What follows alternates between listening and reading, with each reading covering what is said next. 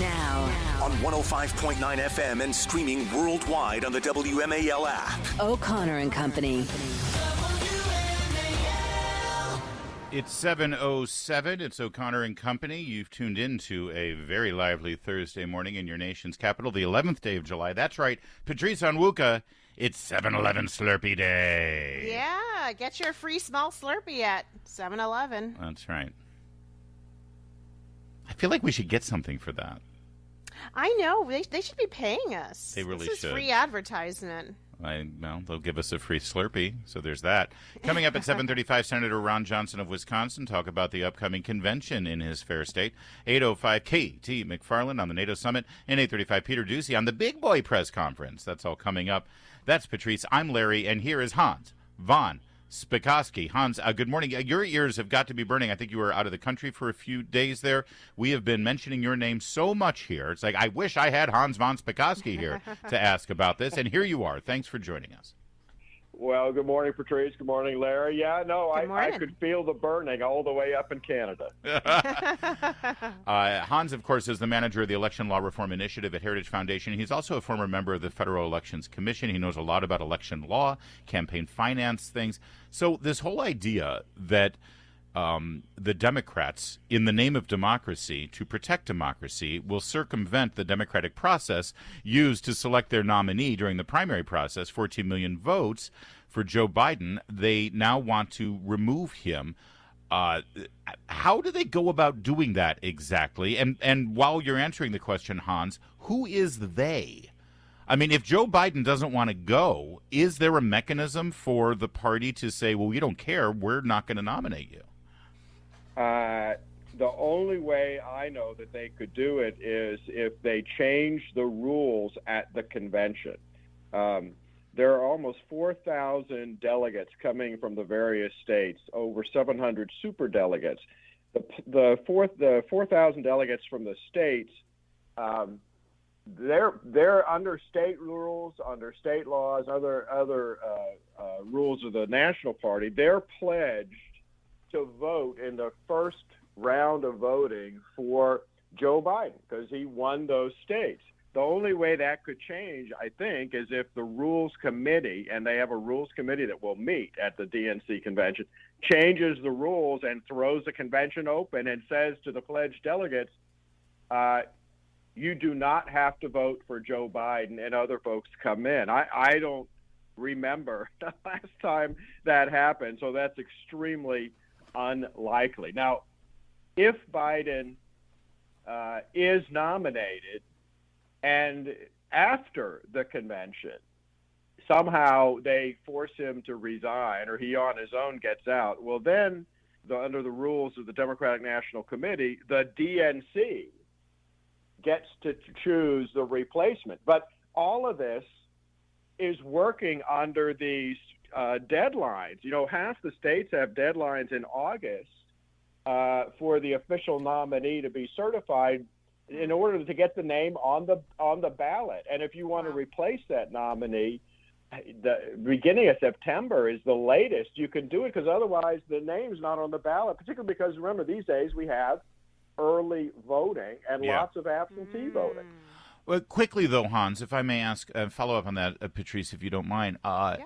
When we vote for president, we're really voting for members of the Electoral College to go and assemble and submit their votes for president on our behalf. So even if for one reason or not, I mean, listen, God forbid, any candidate is nominated by their party, they're on the ballots everywhere, and then middle of October, 2 weeks before the election, during the early voting process, they, God forbid, drop dead. Right? I mean, there must be some sort of legal mechanism as to, okay, what do we do now? Can't people, like, let's say, God forbid, something happens to Donald Trump 2 days before Election Day. People who want him to be president can still vote for him, knowing that that member of the Electoral College will vote in keeping with that vote, right? Yeah, and then what would happen is, let's assume the Electoral College vote comes out for Donald Trump, even though he just died, then the vice president who just got elected with him would succeed and become president. Okay. All right, so Hans, there's a lot of panic going on in Democratic circles right now. Can we play Cut 31? This is Van Jones on CNN talking about what's going on behind the scenes. I would love to get your read on this kind of Democratic hysteria right now. Everybody comes on the air and says all this great stuff, but behind the scenes, it's full-scale panic. People are passing around legal memos, PDFs are flying back and forth on WhatsApp trying to figure out what are the options, how can you replace Biden, how do you get him to do it in a way where he feels respected as he should be respected, who should Kamala Harris's vice president be. The conversation on air and the conversation off air are completely different. Yeah, Hans, especially the second question about if it is Kamala Harris, then who becomes her second on the ticket? What is your take?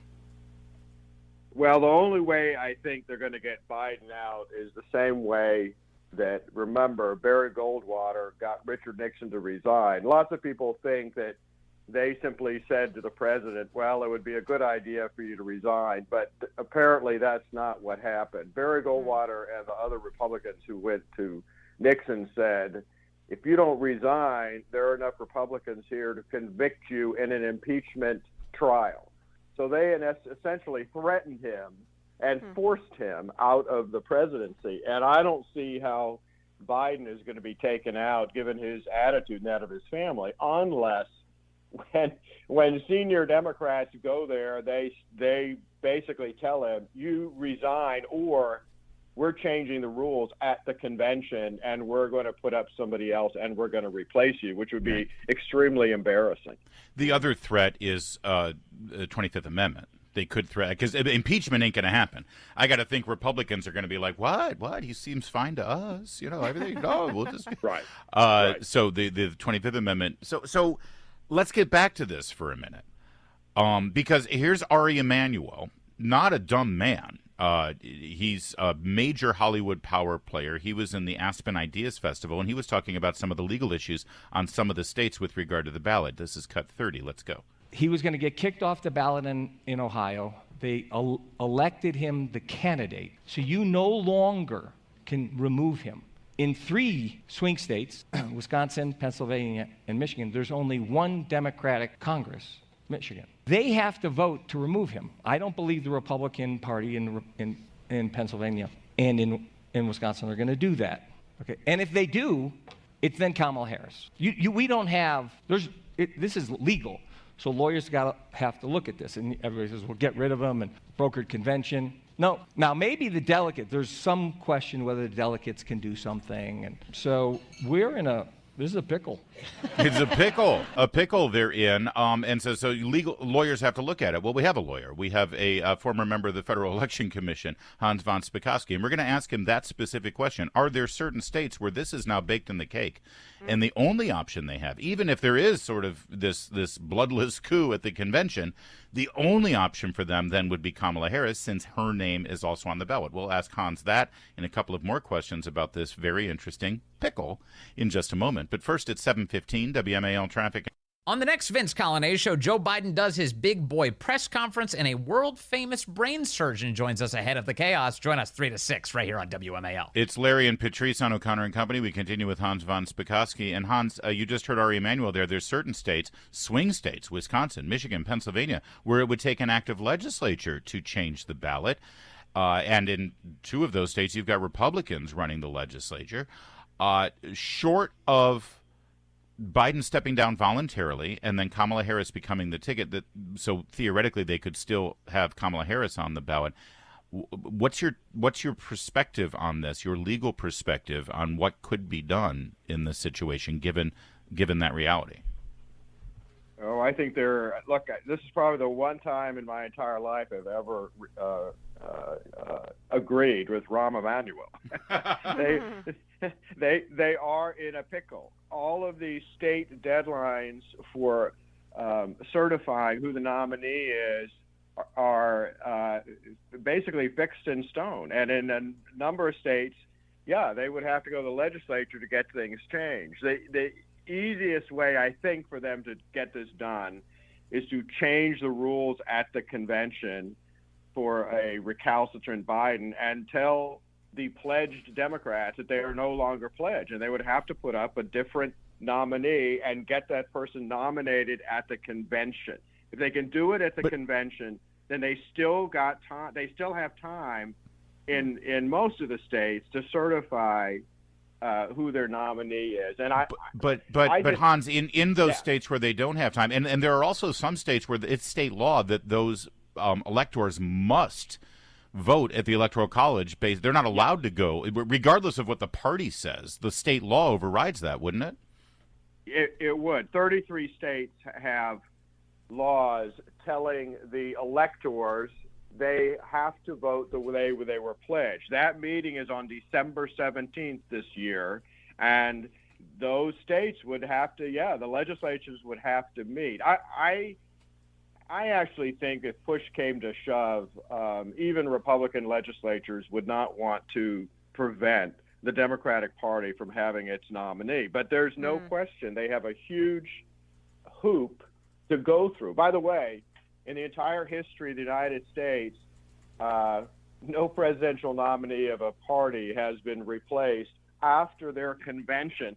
The one exception to that is a vice presidential candidate. And Larry, you may recall, 1972, Thomas Eagleton was the vice presidential What do you mean, Larry, candidate. you may recall? Thank you, Hans. Yes, I don't recall at all. I hope you mean I may recall my history class. I have no... Right. USOB. All right. Well, Hans, I'll rescue you. But staying with states versus a federal election law, yesterday, we saw the SAVE Act, which is the Safeguarding American Voter Eligibility Act, pass the House by a measure that included 5 Democrats, mostly all Republicans and 5 Democrats. And this bill is meant to pretty much ensure that non-citizens don't vote and that the electoral rolls must be kept clean and tidy at the state level. Democrats, though, are saying that it's duplicative. Is this necessary? I mean, apparently I think it is, but they're saying no, it's not. States have purview and they're doing a good job. What is your take on this bill? States are doing a good job? What the heck are they talking about? Right now, states have no ability to verify the citizenship status of people who register to vote. It's an honor system. If you say, oh, yeah, I'm a citizen, they let you register. So there's no way for them to actually check that. This is no different than states requiring an ID. Of course, you ought to ask for an ID to vote. Well, you also ought to have to provide proof of citizenship before you're allowed to register to vote. The Democrats saying this is duplicative, that's an outright lie. And, the other thing they've said is, well, it's a felony under federal law for an alien to register and vote, therefore they're not doing it. Well, I guess our jails across the country must be empty because everyone's afraid to break the law because they're afraid they'll be in prison. Right. And meanwhile, there's actually no enforcement built in right now on any of this. All right, Hans, real fast in our final minute. The Democrats clearly can't run on their record. They can't run on a strong economy. They can't run on world peace. They can't run on safety in the streets. They can't run on border security. And now they can't run on, basic competence of their candidate. So here's what they've got. They've got fear and they've got lies. And now they've got what appears to be demonization and slander. Here's Kamala Harris yesterday. Trump's advisors have created a 900-page blueprint they're calling Project 2025, detailing everything else they plan to do in a second term. Yeah, and here's the presumptive running mate for Kamala Harris, should she get the nomination, Joy Reid, saying something even worse. Listen. He's not Donald Trump, right? Yeah. Hitler, White House, we keeping him out, keeping Project 2025 out. That's all I care about. Yeah, Hitler and Project 2025. Hans, you work at Heritage, and I'm guessing you may have had some sort of input into this Project 2025. Can you sort of clear up some of the lies, defamation, slander, demonization, hysterics that is being thrown at this project? Yeah, in fact, I wrote one of the chapters on it. Look, all Project 2025 is we have a 900-page book that has a chapter on every major federal Department of Justice, et cetera, that says how those departments ought to be run. And I'm willing to bet that not a single one of these critics, particularly in Hollywood, has actually read a single page of it. And I challenge anybody out there. It's on our website. Go read, pick a Department of Justice, Department of Education, read the chapter, and I'm willing to bet you that you'll come away saying, you know, that's exactly what ought to be done in that agency. This is common sense, and that's exactly what it is, how the federal government ought to be run instead of the way right now it is being run. Hans von Spakovsky, it's always great to talk with you, sir. Welcome back Hans. to America, where you belong. Thanks. In Canada, they can't even play hockey up there, not championship level, huh?